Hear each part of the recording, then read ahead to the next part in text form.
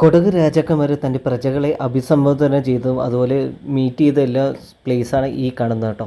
ഈ കാണുന്ന ആ വുഡൻ പില്ലറിൻ്റെ മുകളിലുള്ള ആ ബിൽഡിങ്ങിൽ നിന്നിട്ടാണ് ഈ ഗ്രൗണ്ടിൽ നാട്ടുകാർ വന്ന് നിന്ന് അവരുടെ പ്രജകളുടെ കാര്യങ്ങളെല്ലാം ചോദിച്ച് മനസ്സിലാക്കുന്ന ഒരു സ്ഥലമാണ് ഇത്.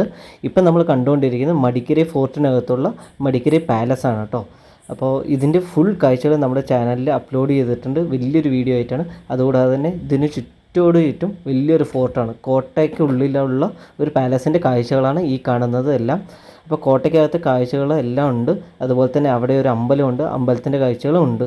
പിന്നെ അതുകൂടാതെ കോട്ടയത്തിലെ പല കാര്യങ്ങളും, അതുപോലെ തന്നെ മടിക്കരയും ഫോർട്ട് കൊടക് ഭാഗങ്ങളിലെ എല്ലായിടത്തെയും കുറേ ശിലാലിഖിതങ്ങളും ശിലാരൂപങ്ങളും അതുപോലെ തന്നെ ഒരുപാട് പ്രാചീന ആയുധങ്ങളുടെ ഒരു ശേഖരം എല്ലാം അടങ്ങിയ ഒരു മ്യൂസിയം ഉണ്ട് ഇവിടെ പ്രവർത്തിക്കുന്നുണ്ട്.